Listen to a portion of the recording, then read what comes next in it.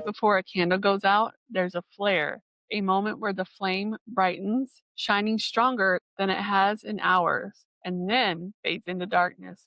Humans do something similar. People who have been lost to dementia, confusion, or completely silence suddenly wake up.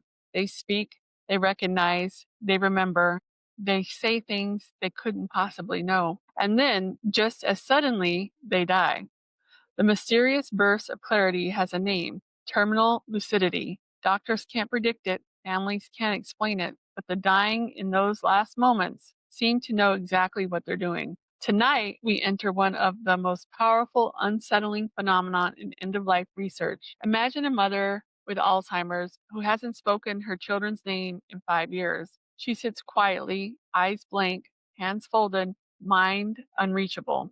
Then one morning, she turns her head, looks directly at her daughter, and says, "I'm proud of you." Or a man bedridden and unresponsive for months sits up suddenly and asks for his favorite meal and gives his grandson advice he'll never forget. Or someone who has spent weeks drifting in and out of consciousness wakes fully, clearly, sharply, as if the illness evaporated overnight.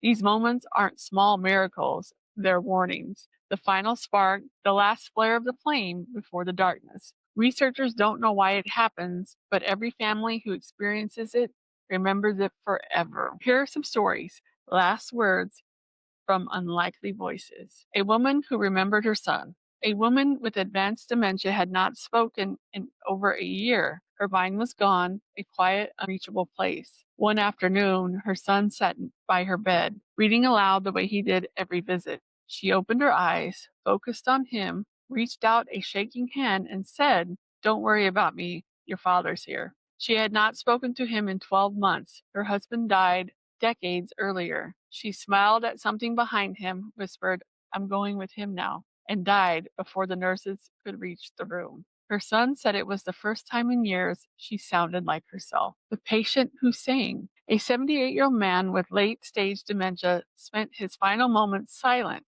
not a word, not a sound.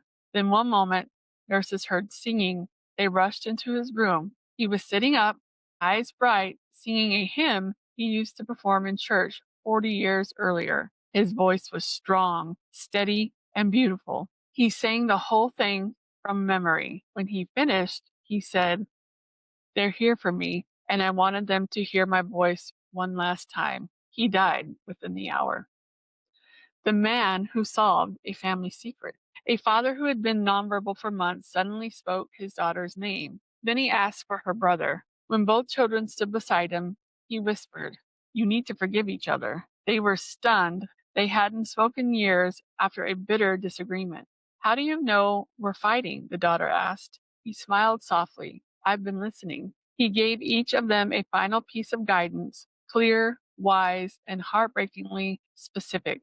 He died that evening. Children reconciled at his funeral. They believed he woke up just long enough to put their family back together. The woman who saw the light return. Hospice nurses told Lerma about a woman dying from multiple organ failure who had been drifting between sleep and delirium for days. Suddenly, she sat up straight and looked around the room as if seeing it for the first time. She pressed her hand on her chest and whispered, "Oh, I remember." A glow came over her face, calm, peaceful, radiant. She turned toward the corner of the room and said, "I know the way now." She lay back down, her breathing slowed, and she was gone. The nurse said it felt like watching a soul step fully into itself right before leaving the body forever. The boy who said goodbye. Terminal lucidity doesn't only happen to adults. A young boy with a severe brain tumor was barely conscious for weeks. His words had become mumbles. His awareness flickered like a dying light bulb. Then, one afternoon, he opened his eyes, sat up in bed, and asked for each family member by name. He told his father, "Thank you for loving me." He told his mother, "I'll see you when you come." He told his sister, "You don't have to be scared." Each message was precise, clear, intentional. Minutes after he spoke the last one, he lay back down and he died. The family believed he had waited, held on, just long enough to say goodbye. That's amazing. Here are 3 creepy facts to haunt your day. Terminal lucidity appears even in advanced Alzheimer cases. People who don't recognize their own children suddenly speak clearly. Some terminally lucid patients predict their own death within minutes, within startling accuracy. Brain scans show no medical reason for these sudden returns of clarity. Terminal lucidity is one of the most haunting parts of end of life research because it suggests something profound.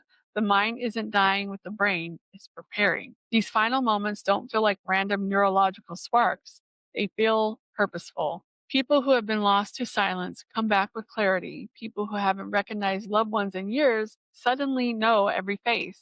People who could barely speak deliver perfect messages. It's like a door opens for them, just for a moment, and they see everything clearly before stepping through it. What if consciousness doesn't fade at the end? What if it expands? What if the brain is the dimming light bulb and the mind the room that grows brighter when the bulb finally goes out? I don't have answers, but these stories make one thing clear. Right before death, something lights up, and that last spark can be brighter than the decades that came before it. Tonight, we witnessed the final flare. Clarity returns just before the end, but our journey into pre death phenomena continues. Next time, we enter the realm of reconciliation on a cosmic scale. When dying people see light beings, guides, and long lost loved ones whose presence changed everything about their final moments. Until next time, stay curious and always, always stay haunted.